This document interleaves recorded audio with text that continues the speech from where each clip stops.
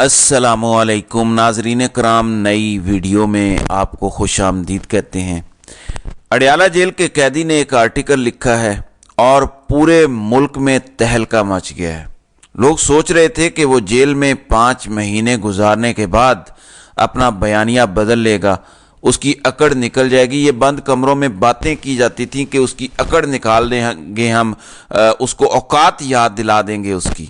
5 महीने बाद वो मर्दे कलंदर बिल्कुल उसी जगह पे खड़ा है जहां जेल जाने से पहले खड़ा था। द इकोनॉमिस्ट में इमरान खान ने एक आर्टिकल लिखा है जिसको मैं बहुत ही आसान अल्फाज में आपको समराइज करके बता देता हूं। इस्टेब्लिशमेंट ने अमेरिका के दबाव पे मेरी हुकूमत गिराई क्योंकि मैं आज़ाद खारजा पॉलिसी बना रहा था और मैंने अमेरिका को अड्डे देने से इनकार कर दिया था। इस्टेब्लिशमेंट ने यह फैसला किया है कि किसी सूरत मुझे नहीं आने देना।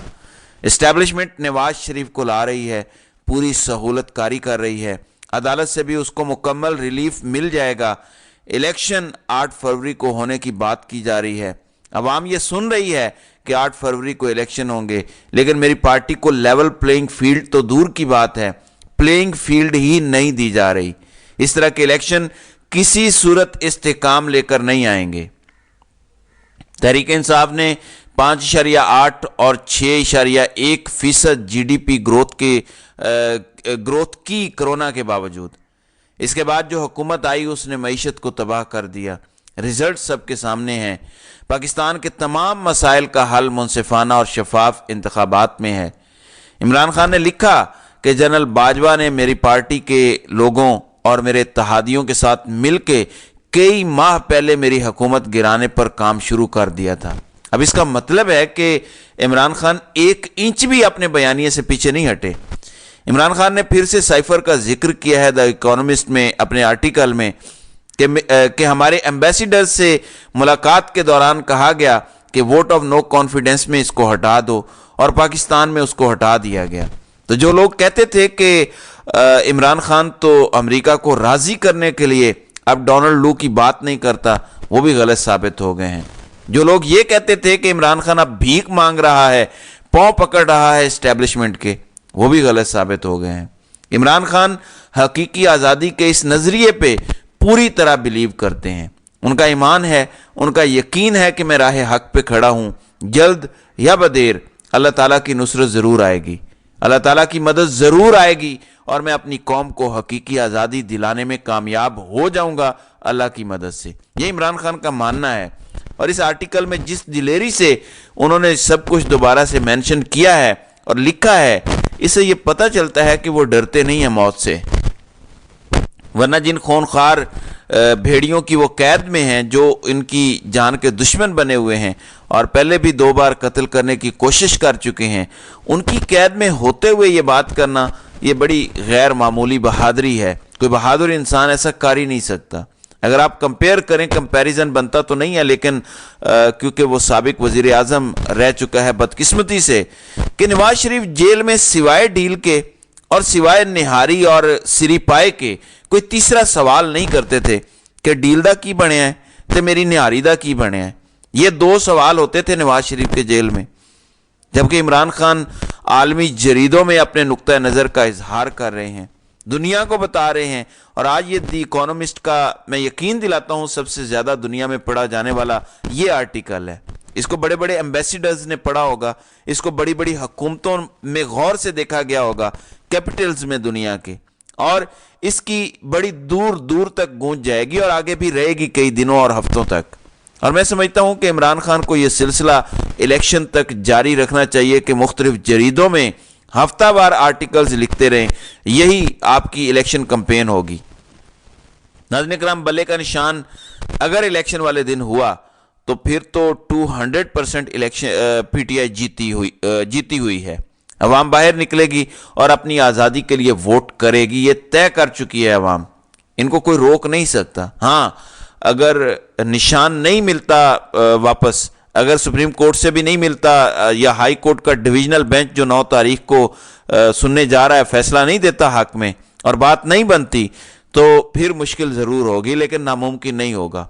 मैं पहले भी बता चुका हूँ कि शेख रशीद की जमात मौजूद है, मौलाना शेरानी की जमात मौजूद है, اور باقی بھی کچھ چھوٹی جماعتیں ہیں MWM وغیرہ کہ ان کے نشان پہ تحریک انصاف کے تمام لوگ الیکشن لڑ سکتے ہیں، اور قوم کو یہ بتانا کہ سب نے اس نشان پر ووٹ دینا ہے بالکل بھی مشکل نہیں رہ جائے گا۔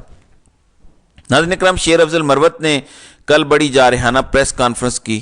عوام اسی طرح کی پریس کانفرنسز سننا چاہتی ہیں۔ عوام کے دل میں جو آگ لگی ہوئی ہے وہ یہی نمائندگی ہو تو وہ بجھ سکتی ہے۔ عوام کی نمائندگی ایسی ہی آوازیں کر سکتی ہیں۔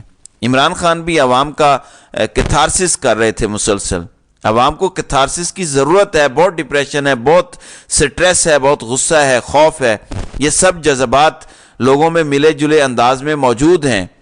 شیر افضل مروت نے قاضی فائز عیسیٰ کو بھی اچھی خاصی سنا دی ہیں جو کہ وقت کی ضرورت تھی، لیکن اس کے بعد تحریک انصاف نے سمجھداری کا مظاہرہ کیا ہے اور ایک آفیشیل بیان جاری کیا ہے۔